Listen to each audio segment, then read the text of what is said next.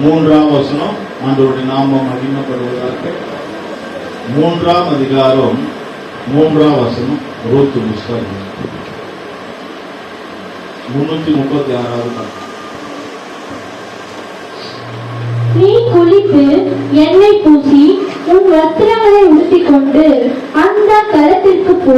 அந்த மனுஷன் புசித்து குடித்து தீரும் மட்டும் அவன் கண்ணுக்கு எதிர்படாமல் இரு. ஆண்டவருடைய நாமம் மகிமைப்படுவதாக.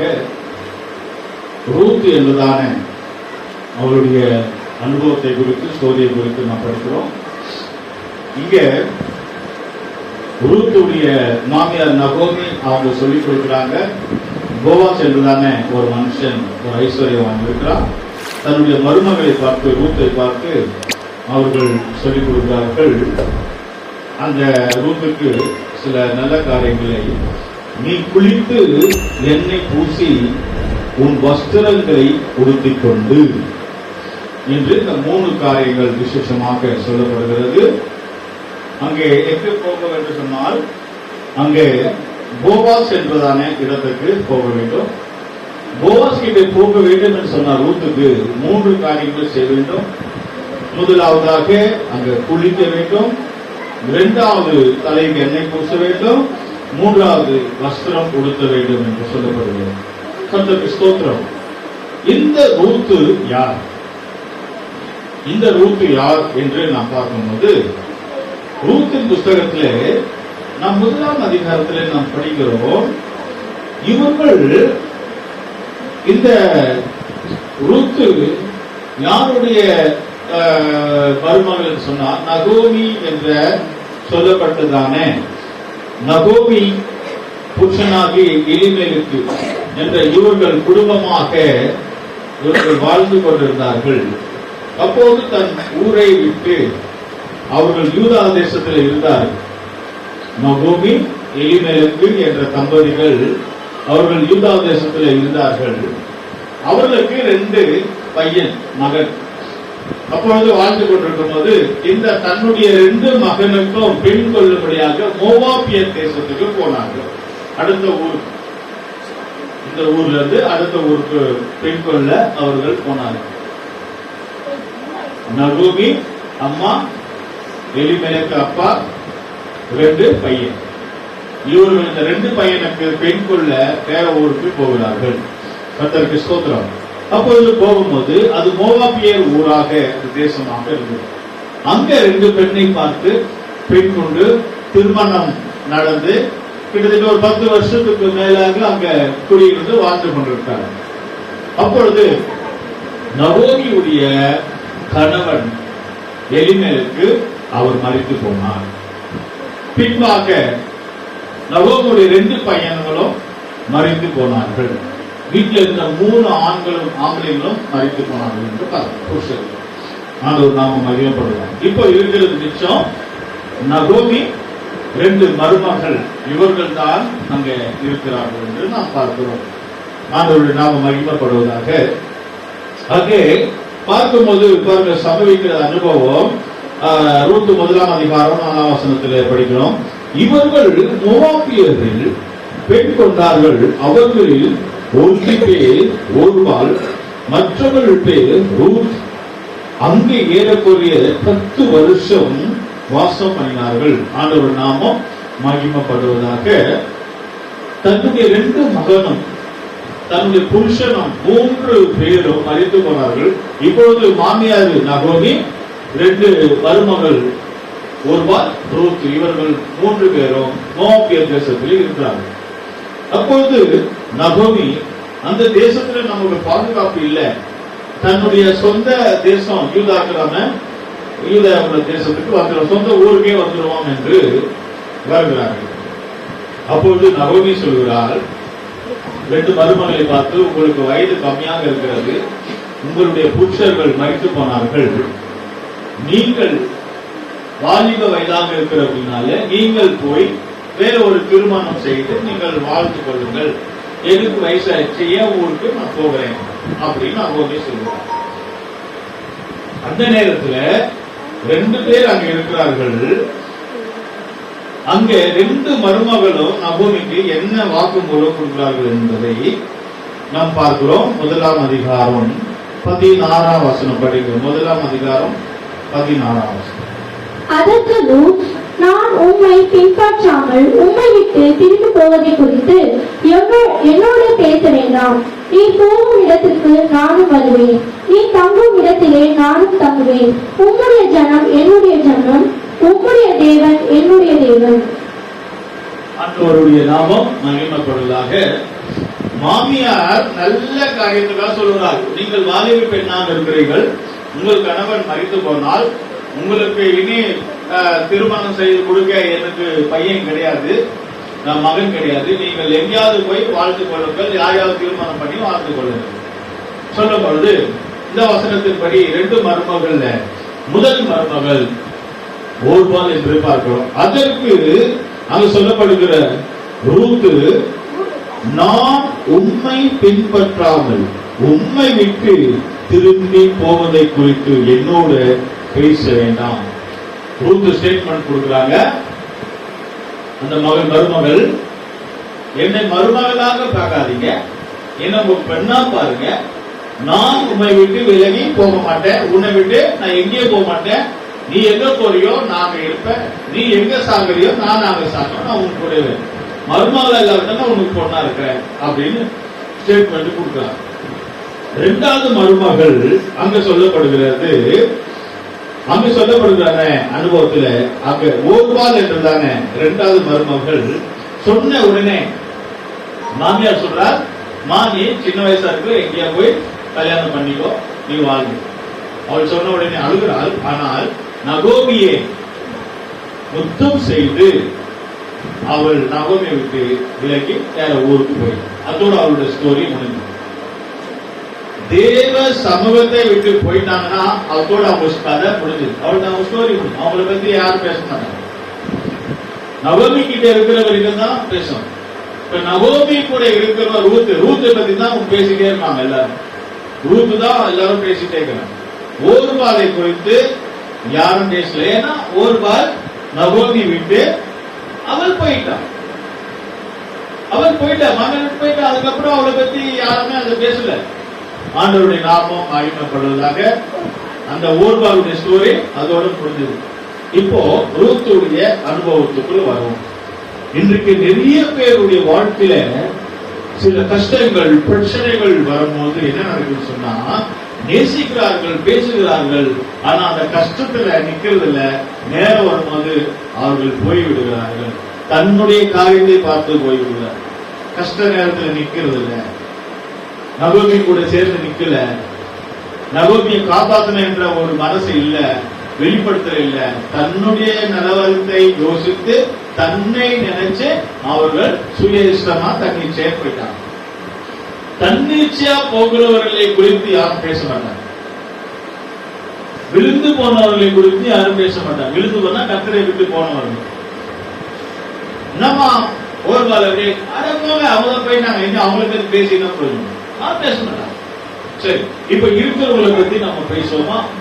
நகோமி கூட மாமியார் கூட மருமகள் சொல்கிறார், ரூத்து, நீ எங்கே போனாலும் நான் அங்க வருவேன், நீ எங்க இருந்தாலும் நான் அங்க இருப்பேன். ஒருவேளை நீ மறித்தாலும் நான் அங்க மறிக்க, உன் ஜனம் என்னுடைய ஜனம், உன் தேசம் என் தேசம், உன் வீடு ஓல குடிசையாதான் அந்த வீட்டை நான் வந்து இருப்பேன் என்று ரூத்து நல்ல ஒரு ஸ்டேட்மெண்ட் கொடுக்குறாங்க. அதாவது அவங்களுடைய கேரக்டர், எங்க ஒன்னாலும் நான் வாழ்ந்துப்பேன். எனக்காக இல்ல, நகோமிக்காக, மாமியாருக்காக, உங்களுக்காக, மற்றவர்களுக்காகவே வாழ்கிறவங்க நிறைய பேர் இருப்பாங்க. தனக்காக வாழ்கிறவர்களை காட்டிலும் அப்பா அம்மாக்காக வாழ்கிறவங்க நிறைய பேர் இருக்காங்க. புருஷனுக்காக வாழ்றவங்க நிறைய பேர் இருப்பாங்க. மனைவிக்காக வாழ்றவங்க நிறைய பேர் இருப்பாங்க. பிள்ளைகளுக்காக வாழ்றவங்க நிறைய தாய்மார்கள் இருப்பாங்க. பிள்ளைகளுக்காக வாழ்றவங்க நிறைய பேர் இருப்பாங்க. அவங்க வாழ்க்கையே வந்து அப்படியே சாக்ரிஃபைஸ் பண்ணிருப்பாங்க. அப்படிப்பட்டவங்கள ஒரு ஆள் தான் ரூத்து. கர்த்தருக்கு ஸ்தோத்திரம். எனக்கு யாருமே தேவையில்லை, எனக்கு இந்த உலக தேவையில்லை, உலக ஆசை வேண்டாம், எனக்கு எதுவுமே வேண்டாம், ஆசை பாசம் வேண்டாம், ஒண்ணு வேண்டாம். என் மாமியார்கள் நகோமி கூட நான் இருந்தா போதும். அம்மா கூட இருந்துடலாம், யார் வேணாலும், தாய் கூட யார் வேணாலும் இருந்துடலாம். ஆனா மாமியார் கூட இருக்கிறது கஷ்டம். ஆனா சொல்ல, மாமியார் கூட இருக்கிறேன். ஹல்லேலூயா. ஒரு கை தட்டுவோமே. கண்டிப்பா நீங்க மாமியார் கூட உங்களால் இருக்க முடியும். நல்லா தட்டுறீங்க. கர்த்தர் உங்களை ஆசீர்வதிப்பாராங்க. ஆமென். சரி, இப்போ மாமியார் அந்த நகோமி அவள் தனக்காக ரூத் வந்துட்டாலே, எல்லாத்தையும் விட்டு வந்துட்டாலேன்னு சொல்லி இப்போ ரூத்துக்கு சில நல்ல விஷயங்களை சொல்லி கொடுக்குறாங்க நகோமி மாமியார். என்ன சொல்றாங்கன்னா, அவள் நகோமியை வீட்டுல வச்சுட்டு ரூத்து போய் வேலைக்கு போக ஆரம்பிக்கிறான். இந்த காலத்துல பெண்கள் வேலைக்கு போய் தன் தாயை காப்பாற்றுறது இல்லை. நிறைய பேர் அப்பா அம்மா படிக்க வைக்கிறாங்க, சம்பாதிக்க ஆரம்பிச்ச உடனே தாயை காப்பாற்றுறது இல்லை, விட்டுருவாங்க. போனான்னா அவள் தான் முடிஞ்சது. ஓகே, கர்த்தருக்கு ஸ்தோத்திரம். ஆனால் இவள் தாய் அல்ல, மகள் அல்ல. இவள் யாரு? மருமகள். மருமகள் தன் மாமியாருக்கு வேலைக்கு போய் சம்பாதிச்சு காப்பாற்றுகிறார். கர்த்தருக்கு ஸ்தோத்திரம். போன உடனே வீட்டுல இல்ல. நல்ல பெண்கள் வீட்டுல சும்மா உட்கார்ந்துட்டு தூங்க மாட்டாங்க. நல்ல சுறுசுறுப்பான பெண்கள் வீட்டுல சும்மா இருக்க மாட்டாங்க. ஏதாவது ஒரு வேலை செய்வாங்க. ஒண்ணு வீட்டு வேலை செய்வாங்க, இல்லது வெளியே வேலைக்கு போவாங்க. வெளியே போன வேலை என்ன வேலை தெரியுமா? அந்த காலத்துல என்ன வேலை இருக்க போகுது? எக்ஸ்போர்ட் கிடையாது, ஐடி கம்பெனி கிடையாது. என்ன வேலை தான் இருந்தது? விவசாயம் தான் இருந்தது. இந்த விவசாயம் பண்ணி அரிசி கோதுமை எல்லாம் அறுவடை செய்து கொண்டு போகும்போது இந்த கோதுமை மணியானது கீழே 1-2 விழுந்துடும். அந்த கீழே விழுந்த கோதுமை போய் பொறுக்கிட்டு வரணும்.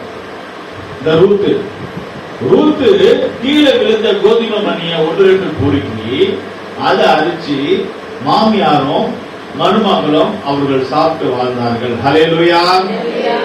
ஆண்டவருடைய பிள்ளைகள் மற்றவர்களுடைய கஷ்டத்துக்காக வாழ மாட்டார்கள். தன்னுடைய கஷ்டம் எல்லாருமே இருக்கணும், தான் சம்பாதித்து எல்லாருமே கொடுக்கணும் என்று தீர்மானிப்பார்கள். அப்படிப்பட்ட ஒரு அல்லேலூயா சொல்லுவோம். அல்லேலூயா. ஏசப்பா பிள்ளைங்க அப்படிதான். மற்றவங்களுடைய கஷ்டத்துல வாழ மாட்டாங்க, மற்றவங்களுடைய பொருளுக்கு ஆசைப்பட மாட்டாங்க, மற்றவங்களுடைய பொருளுக்கு ஆசைப்பட மாட்டாங்க. அவங்க சும்மா இருந்துட்டு மற்றவங்க சோறு போடுவாங்க காத்துட்டே இருக்க மாட்டாங்க. தான் வேலைக்கு போய் சம்பாதிச்சு மற்றவங்களை காப்பாற்றுகிறவர்கள் தான் தேவனுடைய பிள்ளைகள். ஹல்லேலூயா. கர்த்தருக்கு ஸ்தோத்திரம். இப்போ ரூத்து அவள் கோதுமை மணி பொறுக்கிறாள், அவள் வேலை செய்கிறாள், கொண்டு வர. அப்பொழுது ஒரு அந்த தோட்டக்காரன், அந்த ஓனர் அவங்க பார்க்கிறார். அந்த வழியாய் வரும்போது பார்க்கிறார், யார் அந்த பெண்ணு கீழே ஏதோ பொறுக்கிட்டு இருக்கிறாள். அப்ப சொல்லப்படுகிறது, ஒரு ஏழையான பெண் வந்தால் கீழே விழுந்த கோதுமை மணி, கீழே விழுந்த அந்த நெல்லு அதை அவள் பொறுக்கிட்டு போறாங்க. சரி, அப்போ நல்ல மனசுக்காரு. அந்த ஓனர் பேர் என்ன தெரியுமா? போவாஸ். அந்த தோட்டத்துக்கு அந்த விவசாயம் பண்ற ஓனர் பேர் என்ன? போவாஸ். அவர் சொல்றாரு, பாவம் இந்த பொண்ணு பொறுக்கிட்டு இருக்காரு. அவர் திருடவில்லை, மற்ற பொருள் சேர்த்து வச்ச பொருள் அவள் எடுத்துக்கொள்ளவில்லை, அவள் ஆசைப்படவில்லை, அவள் சண்டைப்படவில்லை, கலவதனமா திருட்டுதனமா தூக்கிட்டு ஓடவில்லை. அவள் கீழே விழுந்ததை அவள் பொறுக்கி எடுக்கிறார். கர்த்தருக்கு ஸ்தோத்திரம். சில இடங்கள்ல இந்த கொத்தாச்சாடி மார்க்கெட்ல போய் போனீங்கன்னா தெரியும், ரொம்ப வயசானவங்க கஷ்டப்படுறவங்க அவங்க என்ன பண்ணாங்கன்னா, மார்க்கெட்ல கத்திரிக்காய் கீழே விழுந்திருக்கும், ஒரு கத்திரிக்காய் அதை பொறுக்கி ஒரு உரையில போட்டுருக்காங்க. மண்டைக்காய் 2 கீழே இருந்திருக்கும், அந்த 2 வெண்டைக்காய், ஒரு உருளைக்கிழங்கு, ஒரு தக்காளி, ஒரு வெங்காயம் கீழே விழுந்திருக்குல்ல, அதெல்லாம் பொறுக்கி ஒரு கவர்ல போட்டு வீட்டுல கொண்டு வந்து சாப்பிடுவாங்க, காசு கொடுத்து ஃப்ரீயா கிடைக்கும். அந்த மாதிரிதான் ரூத்து செய்தார். அப்பொழுது அந்த போவாஸ் பார்த்துட்டு, ஐயோ இவள் பாவம், இவளை பார்த்தால் நல்ல பிள்ளை இருக்கிறாள் என்று சொல்லி அவங்க அறுவடை செய்யணும் பார்த்து, நீங்க அறுவடை செய்யும் போது கொஞ்சம் கீழே சிதறி விடுங்க, கீழே விட்டுருங்க, அவள் எடுத்துட்டு போட்டோம் என்று ஒரு நல்ல மனசு. கிறிஸ்துவர்கள் என்றாலே, கர்த்தருடைய பிள்ளைகள் என்றாலே மற்றவங்களுக்கு கொடுக்கிற ஒரு மனசு, மற்றவங்களுக்கு உதவி செய்கிற ஒரு மனசு இருக்கப்படுகிறது. ஆமென். ஹல்லேலூயா. கர்த்தருக்கு ஸ்தோத்திரம். பாருங்க என்ன சம்பவிச்சது என்று சொன்னால், அங்கே பொறுக்கி கொண்டிருக்கும் போது அந்த போவாஸ் கேட்கிறாள், இவள் கரெக்டா வேலைக்கு வருகிறாளே, கரெக்டா காரியங்களை உண்மையா இருக்கிறார்கள் சொல்லி போவாஸ் என்று அவளை பார்த்து, மகன் யாருடைய பெண், எங்கிருந்து வந்தா, என்ன ஏது டீட்டெயில்ஸ் கேட்டு கடைசியில அவருக்கு நிறைய கோதுமணியும் ஆகாரத்தை கொண்டு வந்து அவள் தலையிலே ஏற்றி அவள் அனுப்பிவிட்டார். கோதுமை மணியை கொஞ்சம் பொறுக்கி கொண்டு வர போன அந்த ரூத்து ஆண்டவருடைய தயவுனால நிறைய கிடைச்சு தலையில தூக்கிட்டு வர்ற அளவுக்கு, ஒரு மூட்டை நிறைய தூக்கிட்டு வர அளவுக்கு கர்த்தர் கிருபை செய்து அவள் தன்னுடைய மாமியார் நகோமியை போஷித்தார். ஹல்லேலூயா. சரி, இது வந்து பைபிள் ஸ்டோரி. ஆவிக்குரிய பிரகாரமாக நம்ம கடந்து வரோம். ஆவிக்குரிய பிரகாரமாக நம்ம கடந்து வரும்போது அங்க அந்த வீட்டு அந்த தோட்டத்துக்கு ஓனர் என்று சொன்னால் போவாஸ். அந்த போவாஸ் யார் தெரியுமா? ஆவிக்குரிய பிரகாரமா போவாஸ் யாரு? ஆண்டவராகிய இயேசு கிறிஸ்து. தோட்டத்துக்கு ஓனர், எஜமான் இயேசு கிறிஸ்து. அந்த ரூத் யாரு என்று சொன்னார்? ரூத் யாரு? மணவாட்டி. போவாசுக்கு மனைவியா வரப்போகிற மணவாட்டி சபை ஒரு பெண். அப்ப இந்த நகோமி அந்த ரூத்தை உருவாக்குறாள, அனுப்பிவிடுறாள, நீ அங்க போ, போவாஸ் கிட்ட போ அப்படி எல்லாம் சொல்லி அனுப்புறாள. நகோமியை உருவாக்கி நல்ல நடத்துறாள். அந்த நகோமி யாரு? ஊழியக்காரங்க. அடுத்த விதத்துல ஒரு பரிசுத்த ஆவி கூட நம்ம வைத்துக் கொள்ளலாம். கர்த்தருக்கு ஸ்தோத்திரம். பரிசுத்த ஆவியானவர் லீட் பண்ற மாதிரி நகோமி மாமியார் வந்து அது யாரை கேட்டீங்கன்னா ஊழியக்காரங்க. ஊழியக்காரங்க ரூத்தை போல இருக்கிற விசுவாசிகளை மணவாட்டி சபையை ஆயுதப்படுத்தி செறிப்படுத்தி அங்கே போவாஸ் கிட்ட அனுப்பி விடுவாங்க. போவாஸ் யார் என்று சொன்னால் இயேசு கிறிஸ்து. இயேசு கிறிஸ்து சீக்கிரமாக வரப்போகிறார், மத்திய ஆகாயத்தில் வரப்போகிறார். மணவாட்டி சபையை அவர் திருமணம் செய்ய போகிறார். ஆயத்தம் பண்ணி திருமணம் மத்திய ஆகாயத்தில் பண்ணி அவர் பரலோக ராஜ்யத்துக்கு தன்னுடைய மணவாட்டி ஆகிய மனைவியை பரலோகத்துக்கு கொண்டு போய்விடுவார். ஹல்லேலூயா. ஒரு கைகளை தட்டுவோமா? கர்த்தருக்கு ஸ்தோத்திரம். இப்ப உங்களுக்கு சத்தியம் புரியுதுன்றேன். போவாஸ் யாருன்னு சொன்னா, போவாஸ் யாரு? இயேசு கிறிஸ்து. ரூத் யாரு? மணவாட்டி சபை. நகோமி யாரு? ஊழியக்காரன். அவங்க வந்து உருவாக்குறவங்க இல்லைன்னா ஒரு சாதாரண ஒரு பெண்ணு மனைவியாய் மாற முடியாது. கர்த்தருக்கு ஸ்தோத்திரம். நகோமியுடைய வேலை என்ன? ரூத்தை ஆயத்தப்படுத்துறான். நீ வேலைக்கு போ, காலையில அதிகாலையில எழுப்பி போ. நகோமி திரும்பி வரும்போது, நகோமி கிட்ட வரும்போது அவருக்கெல்லாம் சாப்பாடு ரெடி பண்றான். நகோமி அந்த மருமகளாக ரூத்து சொல்கிறார், நீ அதிகாலையிலே எழுப்பி போவாஸ் கிட்ட போ என்று சில காரியங்கள் அவள் சொல்கிறார். போவாஸ் கிட்ட போகும்போது நீ எப்படி போக வேண்டும் தெரியுமா? 3 காரியங்களை செய்ய வேண்டும். உன் புருஷனை சந்திக்க போகும்போது, புருஷனாக நீ மனைவியாக மாற போகிற, அவனுக்கு மனவாட்டியாக மாற போகிற புருஷனாக இயேசு கிறிஸ்து சந்திக்கும் போது ரூத் ஆகிய மனவாட்டி சபைக்கு 3 காரியத்தை ரெடி பண்ற அந்த நகோமி ஊழியக்காரங்க. என்ன தெரியுமா? நீ போகும்போது முதல் குளிக்கணும், 2வது தலைக்கு எண்ணெய் பூசணும், 3வது நல்ல டிரஸ் வஸ்திரத்தை நீ போட்டு கொண்டு போக வேண்டும். இந்த 3 காரியத்தை செய்து அப்பொழுது நீ போவாஸ் கிட்ட போ. அவன் உன்னை ரூத் உன்னையாகிய அவன் மனைவியாக ஏற்றுக்கொள்வான். கர்த்தராகிய இயேசு கிறிஸ்துவுக்கு நாம் மனவாட்டியாய் மாற வேண்டும் என்று சொன்னால் மனவாட்டி சபைக்கு இந்த 3 காரியங்கள் இருக்க வேண்டும். முதல் சபை குளிக்கணும், சபையாகிய நாம் குளிக்க வேண்டும், சுத்திகரிக்கப்பட வேண்டும். 2வது தலையில எண்ணெய் போட வேண்டும், அது அபிஷேகத்தை காட்டுகிறது. 3வது வஸ்திரம் என்று சொன்னால் நம்முடைய ஜீவியத்தை பாதுகாத்து ஜெயித்து செய்து அவருக்கு மனவாட்டியாய் காணப்படணும். இதுதான் சத்தியம். கர்த்தருக்கு ஸ்தோத்திரம். ஆனா இந்த நகோமி வேலைக்கு போகல. யார் வேலைக்கு போனா? ரூத் தான் வேலைக்கு போன. நகோமி வேலைக்கு போகல. ரூத் தான் வேலைக்கு போய் சம்பாதிச்சு நகோமி காப்பாற்ற வேண்டும். அப்ப நகோமி யாரு? தேவனுடைய ஊழியக்காரர். ஊழியக்காரர்கள், அப்போஸ்தலர்கள், ஆசாரியர்கள் வேலைக்கு போக கூடாது.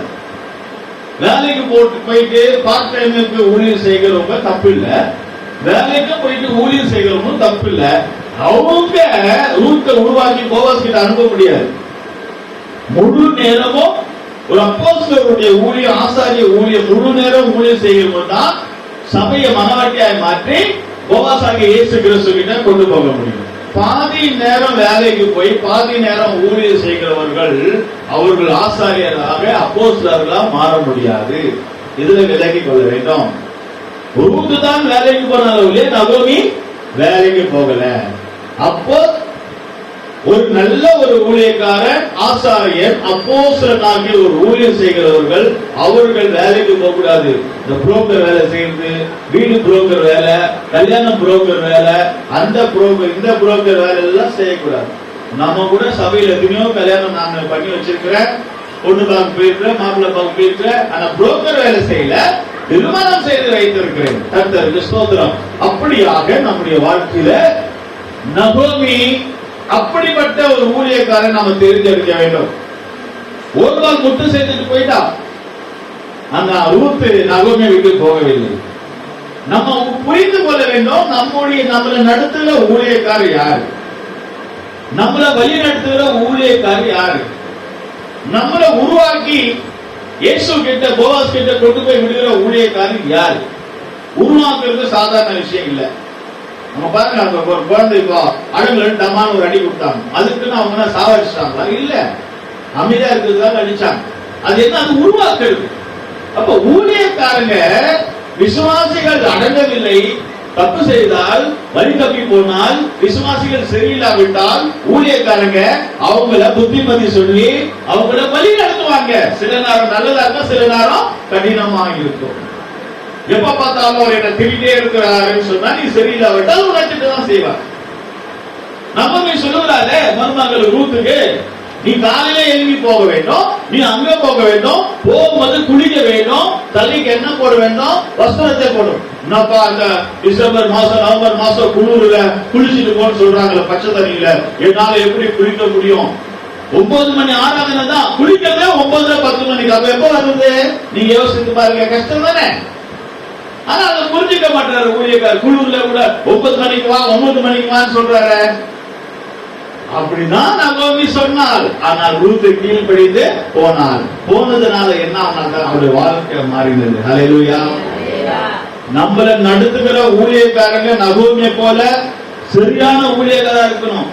பாதி நேரம் வேலைக்கு போயிட்டு, பாதி நேரம் அங்க போயிட்டு, பாதி நேரம் இங்க போயிட்டு, அப்புறம் வந்து நடத்தும் பொழுது அவங்க எப்படி உருவாக்கணும்? பாஸ்டரே வேலைக்கு போயிட்டாரு, அப்ப நாங்க எப்படி சபைக்கு வருது? நாங்களும் வேலைக்கு தான் போவோம், நைட் டியூட்டி பார்ப்போம், டே டியூட்டி பார்ப்போம், எக்ஸ்ட்ரா வேலையெல்லாம் செய்வோம், அப்படின்னு வந்துடும். ஆனா நகோமி ஒரு இடத்துல இருக்கிறா, வீட்டுல. அது என்ன வீடு? கர்த்தருடைய வீடு.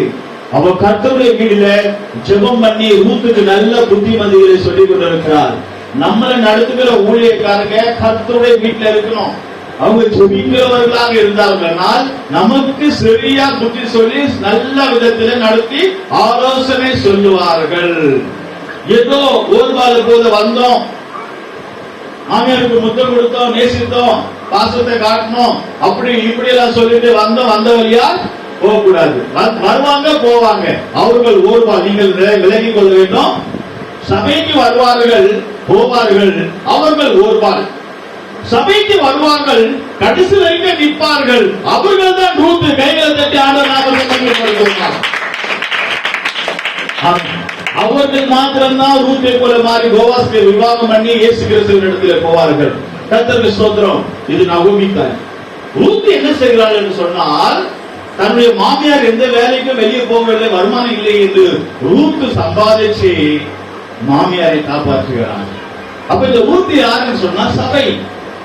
தேவ பிள்ளைகள் வேலைக்கு போய் சம்பாதிச்சு அந்த சம்பளத்தை வாங்கி அதுல ஒரு காணிக்க தசமபாகத்தை கொடுத்து சபையும் சபையில் இருக்கிற ஊழியக்காரர்களையும் நாம் அவங்களை போஷித்து பராமரிக்க வேண்டும். கர்த்தருக்கு ஸ்தோத்திரம். சிலர் சொல்வார்கள், பாஸ்டர் ஊழியக்காரர்கள் தான் நிறைய இருக்க, நம்மையும் கொடுக்க வேண்டும். அது தேவனுடைய காரியங்கள், அவங்களுக்கு இருக்கா இல்லையா அது நம்ம விஷயம் கிடையாது. ரூத் வேலைக்கு போய் கோதுமை மணியை கொண்டு வந்து ஆகாரம் கொண்டு வந்து நகோமியை காப்பாற்றுகிறார். அது போய் நம்ம வேலைக்கு போய் சம்பாதிச்சு நம்ம சபை ஊழியர்களை நமக்கு அது கை கொடுத்து உதவி செய்கிற அவள் தான் ரூத்தாக மாற முடியும். அவள் தான் தன் சம்பாதத்தை எடுத்து சம்பாதித்து கொண்டு வந்து நகோமியை போஷிக்கிறார் இல்லையா? அப்ப நம்ம என்ன செய்ய வேண்டும்? சபையும் சபையினுடைய ஊழியக்காரர்களையும் நம்ம போஷிக்க வேண்டும். அவங்க வேலை செய்யறது இல்லையே. ஆசாரியர் வேலைக்கு போக கூடாது இல்லையா? ஆசாரியர் வெளியே போய் சம்பாதிக்க கூடாது இல்லையா? அப்ப அவங்க ஆசாரியனை போஷிக்கிறது யார்?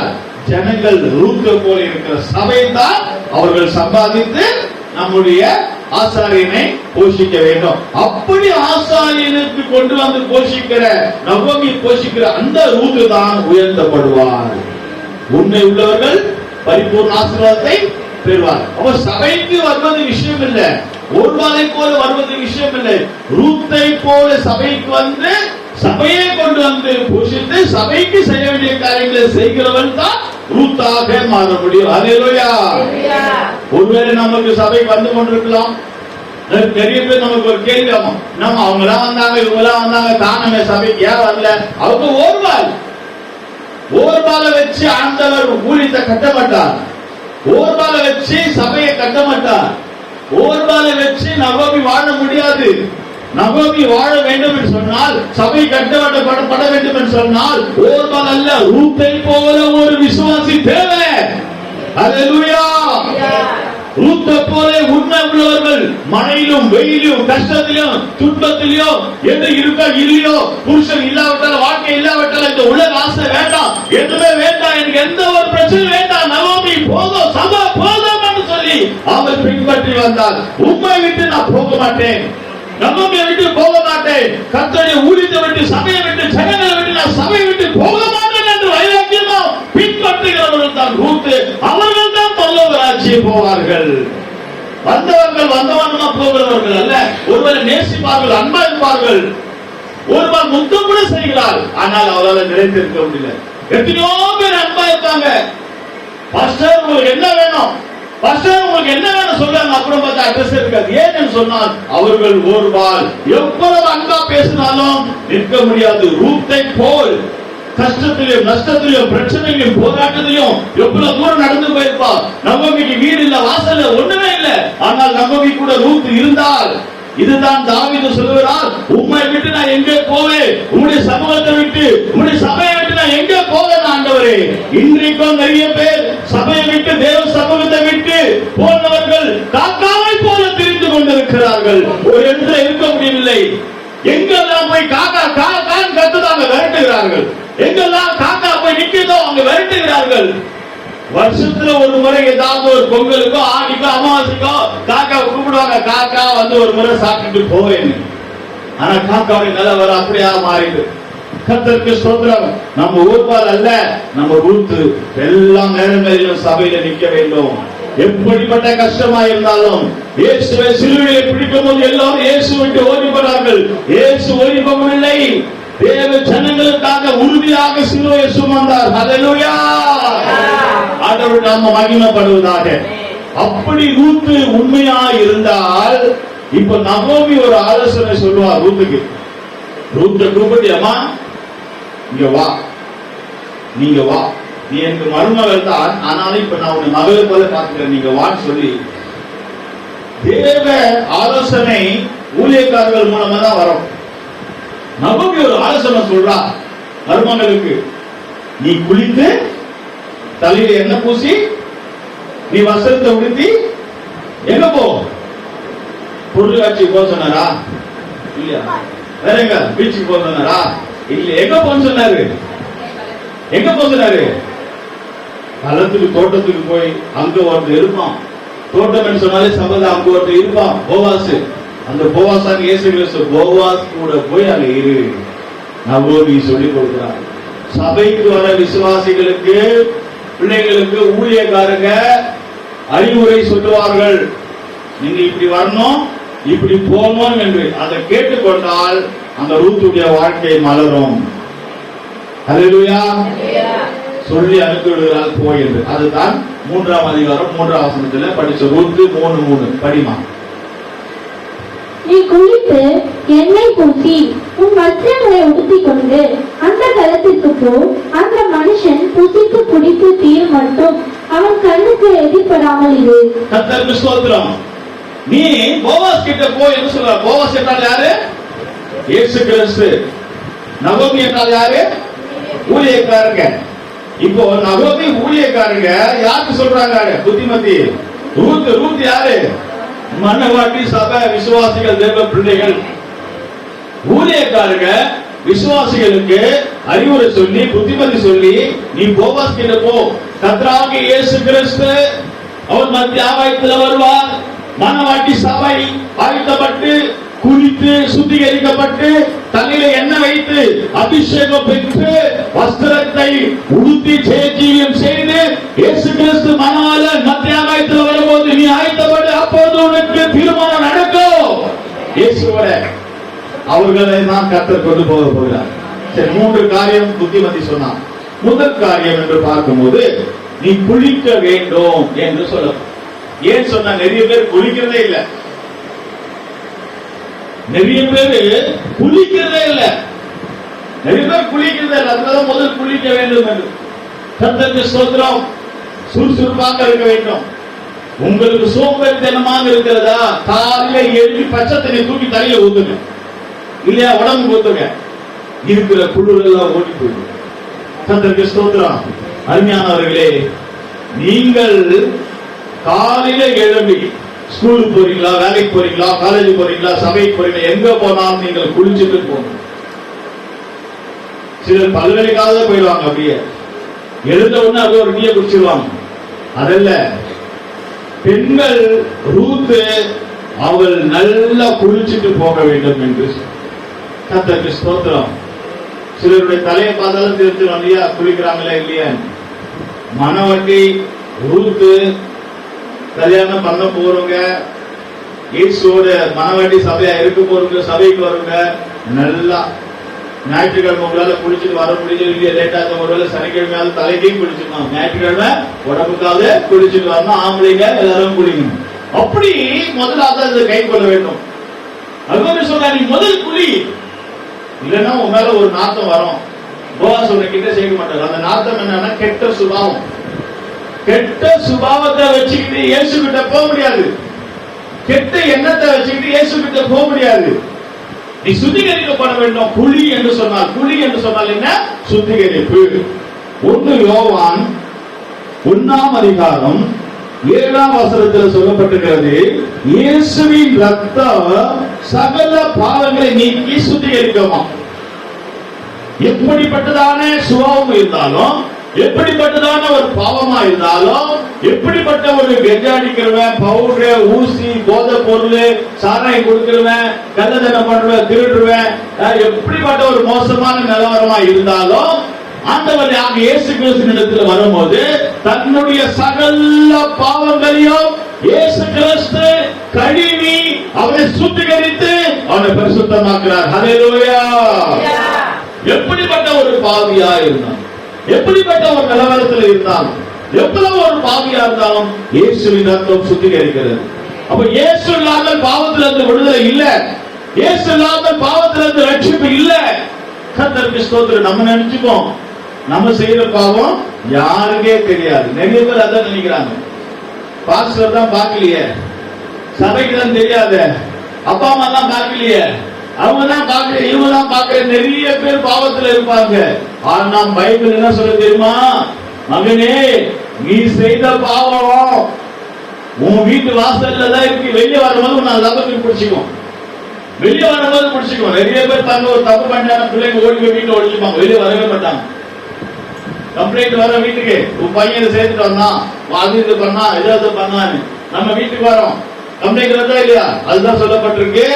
இங்க காயின் ஆபேலுடைய நிலவரத்துல காயின் ஆபேலை கொலை செய்தார். ஆண்டவர் சொன்னாரு, காயினை பார்த்த உன் பாவம் உன் வீட்டு வாசலிலே இருக்கும். ஆதியாகமம் 4ஆம் அதிகாரம் 7ஆம் வசனம். ஆதியாகமம் புஸ்தகம் 4ஆம் அதிகாரம் 7ஆம் வசனம் படிப்போமா? நீ நன்மை செய்தால் மேன்மை இல்லையோ?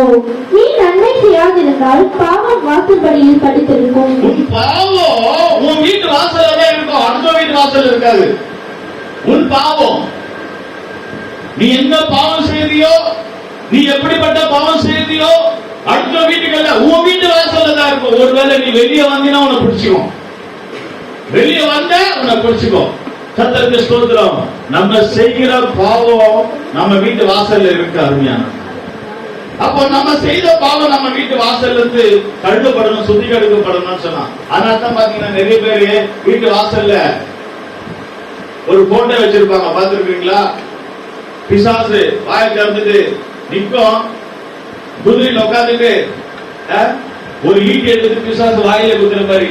அதுக்கு அர்த்தம் என்ன? நீ வீட்டு வாசலுக்குள்ள வரக்கூடாது, நீ வீட்டு வாசல்ல வரக்கூடாது. ஓகேவா? அப்ப பாவத்தை நீ எப்படி குத்துவ? ஓகேங்களா? பாவம் வீட்டு வாசல்ல தான் இருக்கும். நம்ம செய்கிற ஒவ்வொரு பாவமும் வீட்டு வாசல்ல இருக்கும். அந்த பாவம் போகணும்னா கர்த்தராகிய இயேசு கிறிஸ்து ரத்தம் பாவத்துல இருந்து சுத்திகரிக்கப்படும். சிலர் சொல்றாங்க அது சுத்திகரிக்கப்படாவிட்டால் நம்முடைய பாவம் நமக்கு முன்னாடி எப்போதும் வந்து நிக்குமா? நம்ம செய்யற பாவம் ஜெபம் பண்ணும்போது வந்து நிக்குது, வெளியே போனாலும் வந்து நிக்குது, வேலைக்கு போனா நிக்குது, எங்க போனாலும் அந்த பாவம் முன்னாடி நிக்குது என்று சங்கீதக்காரன் தாவீது சொல்லுகிறார். 51ஆம் சங்கீதம் 3ஆம் வசனத்துல, என் பாவம் எனக்கு முன்பாக எப்போதும் நின்று கொண்டிருக்கிறது. 51:3 கர்த்தருக்கு ஸ்தோத்திரம். என் பாவங்கள் எப்போதும் எனக்கு முன்பாக நின்று கொண்டிருக்கிறது.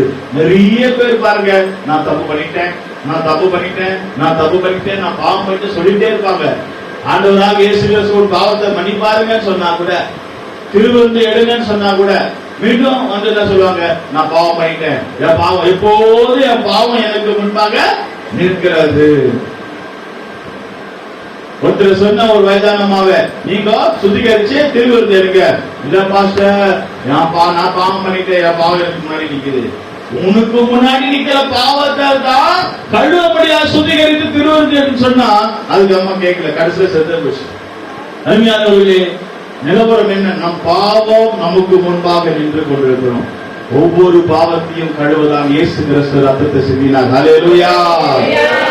நீ குளிச்சுட்டு கோவாஸ் கிட்ட போ, குளிக்காம பாவத்தோட கோவாஸ் கிட்ட போனா உன்னை விரட்டி விட்டுருவான். மனவாட்டி சபை பாவத்தோட இயேசுவை சந்திக்க முடியாது. மனவாட்டி சபை அசுத்தமாய் பாவத்தோட இயேசு கிட்ட போய் நிற்க முடியாது. ஏன்னால் நான் பரிசுத்தராய் இருக்கிறது போல மனவாட்டி சபை நீங்களும் பரிசுத்தராய் இருங்கள். கர்த்தருக்கு ஸ்தோத்திரம். இரண்டாவது, அந்த நகோமி ஊழியக்காரன் அட்ரஸ் பண்ணுறாங்க சபைக்கு. என்னன்னு சொன்னால், நீ குளித்தது மாத்திரமல்ல, உன் தலையில எண்ணெய் பூசு. கர்த்தருக்கு ஸ்தோத்திரம். உன் தலையில எண்ணெய் பூசு. சிலர்லாம் தலைக்கு எண்ணெயே போட மாட்டாங்க, சிலர்லாம் எண்ணெய் போடவே மாட்டாங்க தலைக்கு. தலை எண்ணெய் போடாம தலை என்ன ஆகும்? மண்டை காஞ்சிரும், சூடாயிரும், பிபி பிரஷர் எல்லாம் வருது, மஞ்சள் வருது, அது இதுன்னு வருது. சில தலைக்கு எண்ணெய் போடுறது இல்லை. ஏன்னா ஸ்டைலு. வாலிப பிள்ளைங்க பொண்ணுங்க எல்லாம் பாத்தீங்கன்னா நிறைய பேர் தலைக்கு எண்ணெய் போடுறதே இல்லை. ஏன்னா அது என்னவா? ஸ்டைலா. கர்த்தருக்கு ஸ்தோத்திரம். பனஞ்சக்கா மாதிரி காஞ்சி போன தலையா இருக்க கூடாது. சொல்ல தலை காஞ்சி இருக்குன்னு அதுல அர்த்தம் வேற. அவங்க ரொம்ப கஷ்டத்துல இருக்காங்க. தலை காஞ்சி இருந்தால் போவாசு கிட்ட சேர்க்க மாட்டாரு. இயேசு கிறிஸ்து எண்ணெய் இல்லாம தலை காஞ்சி இருந்தா ஏசப்பா சேர்க்க மாட்டாரு. அப்ப என்ன செய்யணுமா? போவாஸ் கிட்ட ஏசப்பா கிட்ட வரணும்னா தலைக்கு எண்ணெய் வைக்க வேண்டும். உபாசம் எடுக்கும் போது, ஜபம் பண்ணும் போது, அப்படிப்பட்ட நேரங்கள்ல தலையில எண்ணெய் வைக்க வேண்டும். சரி, இது எழுத்துக்குரிய. ஆவிக்குரிய பிரகாரமாக பார்க்கும் போது எண்ணெய் என்று சொன்னாலே அபிஷேகத்தை காட்டுகிறது. சுத்திகரிக்கப்பட்டு சபைக்கு சுத்திகரிக்கப்பட்டு அடுத்த லெவலுக்கு போக வேண்டும். என்ன தலையில வைக்க வேண்டும்? அது என்ன? அபிஷேகத்தை பெற்றுக் கொள்ள வேண்டும் விசுவாசிகள். அபிஷேகம் இல்லாமல் ரூத் போவாஸ் கிட்ட போக முடியாது. அபிஷேகம் இல்லாமல் சபை இயேசு கிட்ட மனவாட்டியாய் மாற முடியாது. மனைவியா மாற வேண்டும், மனவாட்டியாய் மாற வேண்டும்னா அபிஷேகம் தேவை. அப்ப எப்படிப்பட்ட அபிஷேகம் தேவை? ஒரு 3 காரியங்களை பார்க்கலாமா? சங்கீதம் 23ஆம் சங்கீதம் 5ஆம் வசனத்துல, என் தலையை எண்ணெயால் அபிஷேகம் பண்ணும். 23:5 பார்க்கிறோம், என் தலைய எண்ணெயால் அபிஷேகம் பண்ணாங்க. எண்ணெய் என்று சொன்னாலே அபிஷேகம். பிரியமானவர்களே, ஆண்டவர் நம்முடைய தலையில ஒரு அபிஷேகத்தை ஊற்றுகிறார். ஆண்டவர் நம்முடைய தலையில ஒரு எண்ணெய் அபிஷேகத்தை ஊற்றுகிறார். 133ஆம் சங்கீதம் 2ஆம் வசனத்துல 133:2 நாம் படிக்கிறோம், தலையில ஊற்றப்பட்ட அபிஷேகம். அது ஒரு பாருங்க, தலையில ஊற்றப்பட்ட அபிஷேகம். தலையில ஊற்றுறாங்களாம், தலையில இருந்து தாடி வழியாக வருது. தலையில இருந்து எப்படி வரும்னா தாடி வழியாக வருகிறது. தாடி வழியாக வருது. எங்க வருதான்? அவங்க அங்கி வஸ்திரத்துல, ஜிபா அங்கி சொன்னாலும் ஜிபா அவங்களோட வஸ்திரத்துல வருகிறது என்று சொன்னார். தலையில ஊற்றப்பட்ட எவ்வளவு பாருங்க. நம்ம என்ன இருப்போம்? எப்படி 2 சொட்டு. ஆனா தலையில எண்ணெய் ஊற்றி தலையில இருந்து தாடி வழியாய். இந்த காலத்துல அப்ப நிறைய பேர் தாடி வச்சிருக்கிறாங்க ஆம்பளைங்கலாம் இல்லையா? முடி வெட்டுற கடை இருந்திருக்காதுன்னு நினைக்கிறேன். அப்படியே விட்டுருப்பாங்க இல்லையா? எதுக்கு செலவு பண்ணணும்? அப்ப எண்ணெயை தலையில ஊற்றி அந்த எண்ணெய் வழிந்து அவர்கள் தாடி வழிய வந்து வஸ்திரத்தில் அப்படின்னா முழு அபிஷேகம், முழு அபிஷேகம், ஊற்றப்பட்ட அபிஷேகம். சிலர்லாம் பாருங்க சபைக்கு வருவாங்க, ஜெபம் பண்ணுவாங்க, அபிஷேகமே இருக்காது. சிலருக்கு அபிஷேகம் கொஞ்சமா இருக்கும். சிலர் வரும்போதுவே ஃபேன் காத்து எங்க இருக்கு, ஏன்னா வேர்வை வந்துடக்கூடாது. ஆனா இங்க என்ன முழு சரீரமும் நனைஞ்சு விட்டது. அபிஷேகத்தில் நிரப்பப்படும் போது நம்முடைய சரீரம் நனைஞ்சு இருக்க வேண்டும். கர்த்தருக்கு ஸ்தோத்திரம். அபிஷேகம் கூட்டம் இருக்கு சனிக்கிழமையில. சனிக்கிழமையில அபிஷேக கூட்டத்துக்கு வந்தால்தான் அபிஷேகத்தை தேவன் தருவார். மாலை 7:30 மணிக்கு 6:30 அபிஷேக கூட்டம் சனிக்கிழமையில் இருக்கிறது. அருமையானவர்களே, அபிஷேகத்தை பெற்றுக்கொண்டு நாம் கடந்து போவோமாக.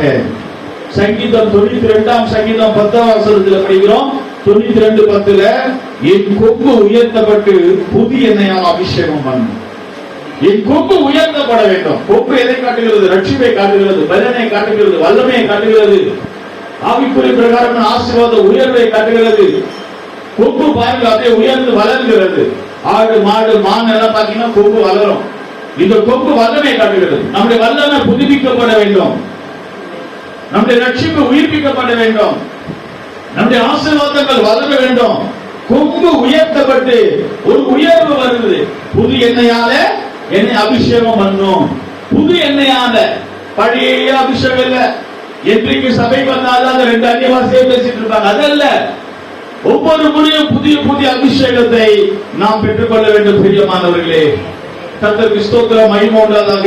ஒவ்வொரு நாளும் புதிய அபிஷேகம்.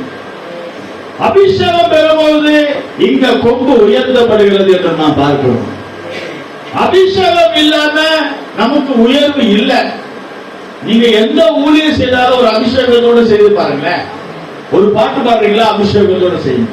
ஒரு மியூசிக் வாசிக்கிறீங்களா, அபிஷேகத்தோட. ஒரு சாட்சி சொல்றீங்களா, அபிஷேகத்தோட. நீங்க என்ன செய்தாலும், எந்த ஊழியம் செய்தாலும், பைபிள் படிக்கிறீங்களா, ஒரு அபிஷேகத்தோட. நீங்க அபிஷேகத்தோட செய்தீங்கன்னா அந்த கொம்பு உயரும், அதுல வல்லமை இருக்கும். நீங்க சும்மா வந்து சும்மா போனீங்கன்னா உங்க கொம்பு வளராது. கர்த்தருக்கு ஸ்தோத்திரம். கொம்பு வளரும் போது உங்க வருமானம் வளரும். கொம்பு வளரும் போது உங்க குடும்பம் வளரும். கொம்பு வளரும் போது உங்க வீடும் வளரும். கொம்பு வளரும் போது சபை வளரும். கொம்பு வளரும் போது நம்முடைய வருமானங்கள், பணம், பொருள் எல்லாம் வளர்ந்து கொண்டே போக. பிரியமானவர்களே, கர்த்தருக்கு ஸ்தோத்திரம். இல்லைனால் நமக்கு வளர முடியாது. 3 காரியம். அபிஷேகம் பண்ணும்போது கொம்பு வளர்கிறது. உயர்த்தப்பட்டு உயர்வு வேண்டும் என்று சொன்னால் அபிஷேகம் விலகிக் கொள்ள வேண்டும். எனக்கு நான் ஊழியம் செய்யணும், எனக்கு ஊழியம் கிடைக்கணும் நம்ம நினைக்கும் போது நல்லதுதான். அதே நேரத்தில் கொம்பு வளர்ந்து புதிய எண்ணெயால் அபிஷேகம் பண்ணுங்க. அபிஷேகம் தேவை. அபிஷேகம் இல்லாவிட்டால் போவாஸ் கிட்ட ஆண்டவராக இயேசு கிறிஸ்துவுக்கு மனவாட்டியை மாற முடியாது. அபிஷேகம் இல்லாமல் கர்த்தருடைய வருகைக்கு போக முடியாது. ஒருவர் ஜலத்தினாலும் ஆவியினாலும் பிறவாவிட்டால் தேவனுடைய ராஜ்யத்தை காண மாட்டார் என்று சொல்லப்பட்டிருக்கிறது. மனவாட்டி சபை என்று சொன்னாலே பரிசுத்த ஆவியின் அபிஷேகம். ஹல்லேலூயா. எத்தனை பேர் பரிசுத்த ஆவியின் அபிஷேகத்தை பெற்றுக்கொள்ள வாஞ்சிக்கிறீர்கள்? எத்தனை பேருடைய வாழ்க்கையில் அபிஷேகம் வேணும்? பரிசுத்த ஆவி உங்கள் மேல் வரும்போது நீங்கள் பலனடைவீர்கள். பிரியமானவர்களே, பரிசுத்த ஆவியினாலே நிரப்பப்பட வேண்டும். சபை பரிசுத்த ஆவியினாலே நிரப்பப்பட வேண்டும். ஹல்லேலூயா. 3வது நவோமி சொல்லப்படுகிறாள், ஏமா நீ குளிச்சால் போதாது, நீ தலையில எண்ணெய் வச்சால் போதாது, பழைய ட்ரெஸ் போட்டு போயிடாது, வேர்வை நாத்து அடிக்கும். நல்ல வஸ்திரமா போட்டு போ. அப்போதுதான் அந்த போவாஸ் கிட்ட போகும்போது அவன் கண்களிலே குருவை கிடைக்கும். ஏசப்பாவை சந்திக்க வேண்டும் என்றால் தூய்மையான வஸ்திரம், வெண்மையான வஸ்திரம், பரிசுத்தமான வஸ்திரம் இருக்க வேண்டும். வஸ்திரம் சொன்னாலே நம்முடைய ஜீவியத்தை காட்டுகிறது. ஜெயம் கொள்கிறவர் எவனோ அவன் தான் என்னோடு இருப்பான். ஜெய ஜீவியம் செய்கிறவர்கள் தான் என்னோடு இருப்பார்கள். ஏதோ ஒரு அழுக்கு வஸ்திரத்தை போட்டுக்கொண்டு அழுக்காக வருவது அல்ல. இயேசு பக்கத்தில் நாம் இருக்க முடியாது. ஆண்டவர் சொல்லுகிறார், இந்த வஸ்திரம் சொன்னாலே இது மனவாட்டி வஸ்திரத்தை காட்டுகிறது. வெளிப்படுத்தல் 19ஆம் அதிகாரம் 7ஆம் 8ஆம் வசனத்தில் படிக்கிறோம். வெளிப்படுத்தல் 19ஆம் அதிகாரம் 7ஆம் 8ஆம் வசனத்துல கல்யாண வஸ்திரத்திற்கு அவர்கள் ஆயத்தமாக்கப்படுகிறார்கள். கர்த்தருக்கு ஸ்தோத்திரம். ஆயத்தமாக்கப்படுகிற கல்யாண வஸ்திரம். அந்த கல்யாண வஸ்திரம் என்று சொன்னாலே அங்கே ரூத்து அங்க வஸ்திரத்தை உடுத்தி போவாஸ் கிட்டே போகிறாள். கர்த்தருக்கு ஸ்தோத்திரம். இயேசுவுக்கு ஜோடியா இருக்க வேண்டும், இயேசுவுக்கு மனவாட்டியா மாற வேண்டும் என்று சொன்னால் ஒரு கல்யாண வஸ்திரம் தேவை. கர்த்தருக்கு ஸ்தோத்திரம். அருமையானவர்களே, நம் நல்ல வஸ்திரத்தை போட்டுக்கொண்டு வர வேண்டும். சபைக்கு வரும்போது பாருங்க, நிறைய பேர் வந்து பாத்தீங்கன்னா பர்த்டே பார்ட்டி, கல்யாண பார்ட்டி, அந்த பார்ட்டி, இந்த பார்ட்டி, எல்லாத்துக்கும் விதவிதமான ட்ரெஸ் போட்டு சபைக்கு வரும்போது பஞ்ச பரதேசி மாதிரி அப்படியே அழுக்கு ஒரு ட்ரெஸ் போட்டு அப்படியே வந்தாங்க. என்ன விஷயம்னா தூக்கி எடுத்து அப்படியே வந்துருக்கு. பாஸ்டர் கொஞ்சம் உஷாரா இல்லைன்னா நைட்டோட கூட வந்துருவாங்க. அவருக்கு கொஞ்சம் கோபமா இருக்கிறாரு, அதான் கொஞ்சம் யோசிக்கிற பயமா இருக்கு இல்லையா? எங்கேயோ நைட்டோட நம்ம போறோம், சபைக்கு வந்தா என்ன கொஞ்சம் விட்டா வந்துடும். அதனால ஆனா நம்ம ஜனங்க நல்ல ஜனங்க வரமாட்டாங்க. கர்த்தருக்கு ஸ்தோத்திரம். என்ன விஷயம்னா ஒரு தகுதியான வஸ்திரம் தேவை. புருஷ பக்கத்துல போய் நிக்க, கல்யாணத்துல போய் நிக்க, இயேசுவோட போய் நிக்க, போவாஸ் கிட்ட போய் நிக்க, ரூத்துக்கு ஒரு தகுதி வஸ்திரம். அந்த வஸ்திரம் தான் கல்யாண வஸ்திரம். ஹல்லேலூயா. 19ஆம் அதிகாரம் 7-8ஆம் வசனத்துல சொல்ல கல்யாணம் என்ற வஸ்திரம். கல்யாண வஸ்திரம் தெரியுமா? கல்யாண வஸ்திரம் பார்த்திருக்கீங்களா? சபையில நடந்த கல்யாணம் பார்த்திருக்கீங்களா? நிறைய பேருக்கு நடந்திருக்கு இல்லையா? கல்யாணம் நடந்திருக்கு நம்ம சபையில. நீங்க போய் கல்யாணம் நடந்த காரியங்களை போய் பாருங்களேன். வரும்போது அவருடைய நெட்டு வஸ்திரம் கீழே அப்படியே உராசிட்டே வரும். எல்லாரும் பார்ப்பாங்க, பொண்ணு நல்லா உத்து பார்த்தா தெரியும். ஏன்னா பெண் என்ன பண்ணிருப்பா? நெட்டு. நம்ம பாஷையில, பைபிள் பாஷையில என்னது? மெல்லிய வஸ்திரம். நேரம் மெல்லிய வஸ்திரம் பார்த்துட்டாங்கன்னா அப்புறம் பொண்ணுடைய உடம்பெல்லாம் பார்த்துருவாங்க. நிறைய பேர் அப்படிதான். நிறைய பேர் வாலிப பிள்ளைங்க பாருங்க, கல்யாணத்துக்கு முன்னாடி நேரா நெட்டு போல ஒரு ட்ரெஸ், மெல்லிய வஸ்திரம், என்னெல்லாம் போட்டுருக்க எல்லாமே உடம்பே தெரிகிற மாதிரி. அப்புறம் கல்யாணத்துல மூடி மூடி போவாங்க. எல்லாம் பார்த்துட்டாங்கல்ல, எல்லாம் போச்சு. கர்த்தருக்கு ஸ்தோத்திரம். ஆனா இங்க மனவாட்டி ரூத்து பாருங்க, அவள் வஸ்திரத்தை போட்டு போகிறாள், நல்ல டிரெஸ் போட்டு போகிறாள். கர்த்தருக்கு ஸ்தோத்திரம். ரூத்தை போல இருக்க வேண்டும். கல்யாண வஸ்திரம் ஏசப்பா கிட்ட போகும்போது என்னது? எல்லா ட்ரெஸ்ஸும் போட்ட பிற்பாடு தான் மெல்லிய வஸ்திரத்தை மேல போட்டு நடக்கும்போது அங்கதான் ஒரு லுக்கு. இல்லன்னா கல்யாணம் பண்ண கடையில் எல்லாரும் அழகா இருப்பாங்க. நிறைய பெண்கள் வாலிப பெண்கள். கல்யாணம் பண்ணி யாரும் தெரியாது. ஒரு இடத்துல மாப்பிள்ள பெண்ணுக்கு தாலி கட்ட சொன்னா பக்கத்துல இருக்கிற பெண்ணுடைய தோழிக்கு தாலி கட்டிடுறாரு. ஏன்னா பக்கத்துல இருக்கிற பொண்ணு நல்லா அழகாக்கும் கேட்டாரு. அருமையானவர்களே, பாத்தீங்களா? அதனால அந்த தவறு செய்யக்கூடாதுன்னு சொல்லிதான் மனவாட்டி தனியா தெரியணும். மனவாட்டி தோழிகளா இருப்பாங்க, மனவாட்டி அக்கா தங்கச்சிகளா இருப்பாங்க, எவ்வளவு பேர் பக்கத்துல இருப்பாங்க. மனவாளன் தெரிந்து கொள்ளபடியாய் மனவாட்டிக்கு மெல்லிய வஸ்திரம் போட்டு கல்யாண ட்ரெஸ் சொல்லுவாங்க. அப்பதான் அவர் கை கொடுத்து திருமணம், கிறிஸ்துவ திருமணம், கைப்பிடிச்ச திருமணம் என்று நாம் பார்க்கிறோம். கர்த்தருக்கு ஸ்தோத்திரம். இந்த வஸ்திரம் இல்லாவிட்டால் மனவாழ்வு நாம் ஆக முடியாது. கல்யாண வஸ்திரம் கல்யாணம் கிடையாது. கர்த்தருக்கு ஸ்தோத்திரம். இந்த கல்யாண வஸ்திரம் ஜீவியத்தை காட்டுகிறது. இதுல 3 காரியம் எப்படி இருக்குன்னா, முதல் கல்யாண வஸ்திரம் எப்படி இருக்கா? சுத்தம். எப்படி இருக்கா? சுத்தம். ஞாயிற்றுக்கிழமை தான் நம்ம ஜனங்க வெள்ளை ட்ரெஸ் தேடுறாங்க. ஐயோ எங்க போச்சு வெள்ளை ட்ரெஸ்ன்னு? அது என்ன மூட்டைகள் இருக்கோ, அது வாஷிங் மிஷின்ல இருக்கோ தெரியல, அழுக்கா இருக்கு. ஞாயிற்றுக்கிழமை போடுறதுக்கு ட்ரெஸ் காரணம் மெல்லிய வஸ்திரம், அதாவது வெண் வஸ்திரம், சுத்தமான வஸ்திரம், ஏதாவது ஒன்று போட்டு வாங்குறோம். இங்க சொல்லப்படுகிறது சுத்தமான வஸ்திரம். ஞாயிற்றுக்கிழமை வரும்போதுவே நீங்க வெள்ளிக்கிழமை, சனிக்கிழமை உங்க சுத்தமான வஸ்திரத்தை, வெண் வஸ்திரத்தை நீங்கள் துவைத்து ஊற வைத்து எல்லாம் செய்து ரெடி பண்ணி வச்சுக்கணும். ஞாயிற்றுக்கிழமை வரும்போது போடணும், இல்லைன்னு சொல்லக்கூடாது. ஒண்ணு, அப்போ சுத்தமான பிரகாசம் சொல்ல முடியுமா? அந்தகாரமான டிரெஸ் சிலருக்கு தெரியாத புதுசா வரவங்க போட்டு எப்படி பிரகாசமா மாற முடியும்? நீங்கள் அதை விலகிக் கொள்ள வேண்டும். மூன்றாவதாக அங்க சொல்லப்பட்டிருக்கிறது, அங்க என்னவா? அது மெல்லிய வஸ்திரம் என்று. அதுக்கு மேல எல்லாம் போட்டு அங்க சொல்லப்பட்டிருக்கிறது மெல்லிய வஸ்திரம். இந்த மெல்லிய வஸ்திரம் தான் லுக்கே. இந்த மெல்லிய வஸ்திரம் தான் அழகு. அந்த மனவாட்டி பெண்ணுக்கு இந்த மெல்லிய வஸ்திரம் தான் அழகு. ஆனா அது கடைசியில போடணும், ஃபர்ஸ்ட்லயே போட்டக்கூடாது. கர்த்தருக்கு ஸ்தோத்திரம். பிரியமானவர்களே, முதலாவதாக ட்ரெஸ் போடக்கூடாது. முதலாவது என்ன செய்யணும்? குளிக்கணும், சுத்திகரிக்கப்பட வேண்டும், சுத்திகரிப்பு வர வேண்டும். இரண்டாவது தலையில எண்ணெய் வைக்க வேண்டும். என்ன எதிர்காட்டுகிறது? அபிஷேகத்தை. அபிஷேகம் இல்லாமல் நாம் முன்னேறி போக முடியாது. அபிஷேகம் இல்லாமல் ஒரு ஊழியத்தை செய்ய முடியாது. அபிஷேகம் இல்லாமல் இயேசுவுக்கு மனவாட்டியாய் மாற முடியாது. மூன்றாவதாக வஸ்திரம். கர்த்தருக்கு ஸ்தோத்திரம். வஸ்திரம் இல்லாம கல்யாணத்துல போய் நிற்க முடியுமா மனவாட்டி? கல்யாண சாரி எங்க, கல்யாண ட்ரெஸ் எங்கன்னு கேடுவாங்க பாத்தீங்களா? மற்ற நேரத்துல ஏதோ ஒன்று போட்டுட்டு போலாம், கல்யாணத்துல கல்யாண வஸ்திரம் தேவை. அருமையானவர்களே, இந்த மூன்று காரியம் நகோமி சொல்லி கொடுக்கிறார் ரூத்துக்கு. அதன்படி ரூத்து போனால் போவாஸ் ரூத்தை மனைவியாக மாற்றிக் கொண்டார். அவள் சுதந்திரவாளியாக மாறினார், உயர்த்தப்பட்டால். அருமையானவர்களே, இங்க நகோமி என்று சொன்னால் ஊழியக்காரர்களை நம்மள கண்டிச்சு போதிச்சு அட்வைஸ் பண்ணி புத்தி சொல்லி அவர்கள் ஊழியக்காரர்கள் தான் மனவாட்டி சபையை இயேசு கிறிஸ்துவினிடத்திலே கொண்டு போய் விடுவார்கள். கர்த்தருக்கு ஸ்தோத்திரம். அப்போதுதான் கர்த்தருடைய வரைக்கும் நாம் மனவாட்டியாய் மாற முடியும். நம்முடைய சபை மனவாட்டி சபை. ஏதோ ஒரு சபை ரட்சிக்கப்பட்ட போதும் அல்ல. கண்களை மூடுவமாக இயேசு சீக்கிரம் வரப்போகிறார். மனவாட்டி சபையை சேர்க்க இயேசு வரப்போகிறார். மனவாட்டி சபையை சேர்க்கபடியாக மத்திய ஆகாயத்தில் இயேசு வரப்போகிறார். பரிசுத்த ஆவியின் அபிஷேகப்பட்ட சபை ஆயத்தப்படுவோமாக. நம்முடைய வஸ்திரம் எப்படி இருக்கிறது? நம்முடைய வஸ்திரம் அழுக்கா